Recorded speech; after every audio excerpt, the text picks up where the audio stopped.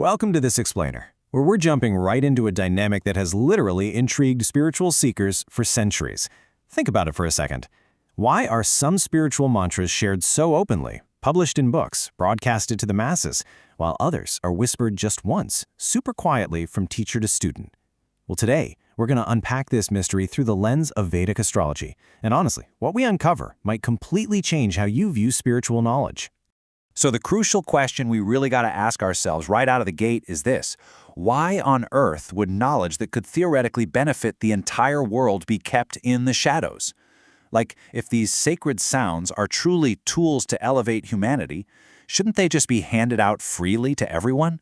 We naturally tend to assume that hiding information is just a form of gatekeeping, but we're going to explore whether this practice is actually about secrecy at all. Actually, Vedic astrology offers a complete paradigm shift here. Keeping a mantra private, it's not about exclusion. It's entirely about a practitioner's readiness. Time, karma, and your own inner maturity are the real gatekeepers. Just like the planets reveal their lessons gradually through different cycles of life, the tradition believes that certain mantras only become truly meaningful when you are genuinely prepared to receive them. So here's our roadmap for this explainer. We'll be looking at the mystery of whispered mantras, readiness rather than secrecy, your unique karmic blueprint, matching mantras to life phases, the true meaning of initiation, and finally, why wisdom absolutely must be lived. All right, let's kick things off with Section 1, the mystery of whispered mantras, and how modern views stack up against ancient ones. See, modern society naturally associates hidden knowledge with power and control. We kind of treat it as just more information to hoard and accumulate, right? But the ancient traditions? They viewed it entirely differently.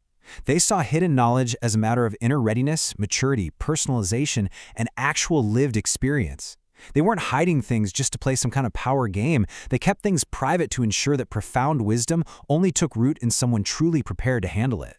Which perfectly brings us to Section 2, readiness rather than secrecy as the true gatekeeper.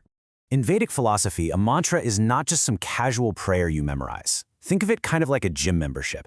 Just having the card in your pocket doesn't magically make you fit. You actually have to put in the work.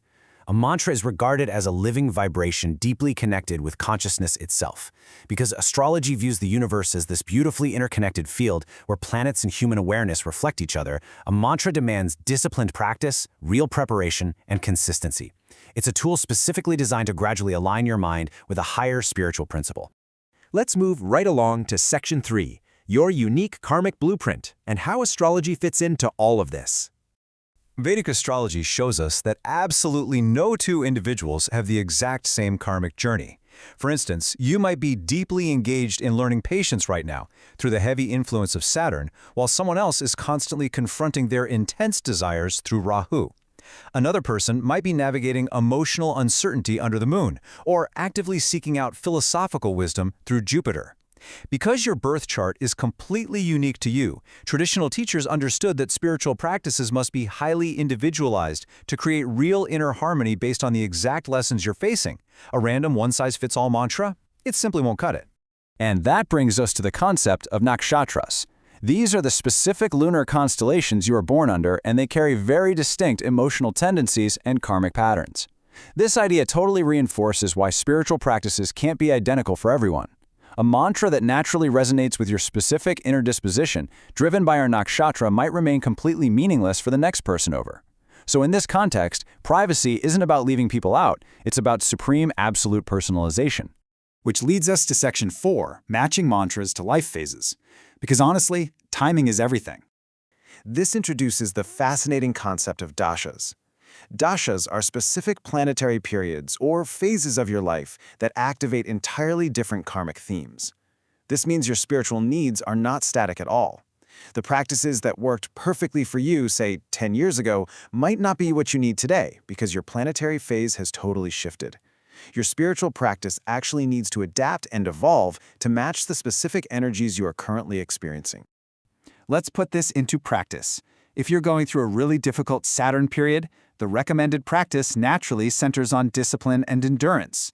But if you transition into a strong Jupiter influence, you might suddenly feel drawn towards study, devotion, or deep philosophical inquiry. You definitely wouldn't focus purely on philosophical inquiry during a tough Saturn period that's demanding strict endurance from you. The mantra itself doesn't change the planets. Rather, it equips you to handle the specific planetary energies you are currently facing. The practice must match the phase.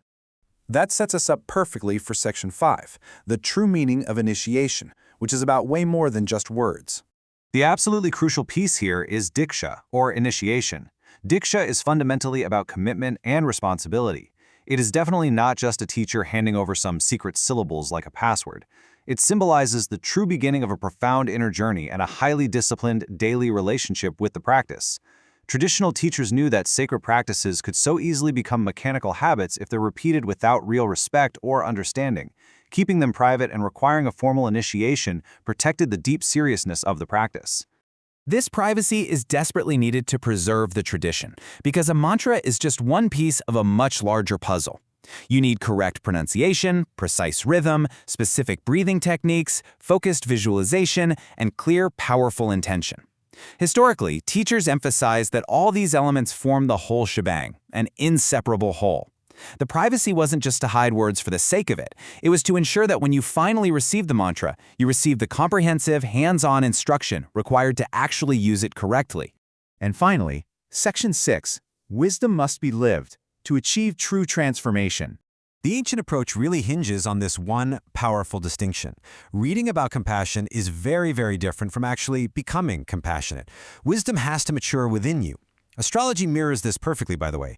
A birth chart only shows you your possibilities and potentials, but it is the lived experience, the actual day-in, day-out reality of your life that transforms mere information into deep, lasting understanding. Think about your own life lessons right now.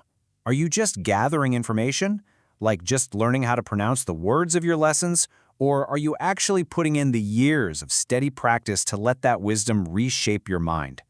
That right there is the fundamental difference between open, accessible information and whispered, lived wisdom. Ultimately, this is the true formula of the whispered mantra. Silence creates space for attention, guidance encourages responsibility, practice cultivates patience. The real value of these mantras was never about them being unknown or secret. Their value lies entirely in them being lived. The universe itself unfolds through perfect timing, not through haste. Just as the seasons absolutely cannot be rushed and the planets cannot be hurried, your inner awakening follows its own deliberate rhythm. So as we wrap up this explainer, I want to leave you with this. Are you trying to rush your own seasons of growth, treating spiritual wisdom like just another app to be downloaded? Or are you ready to embrace the journey, allowing your inner awakening to unfold, one quiet, deliberate step at a time?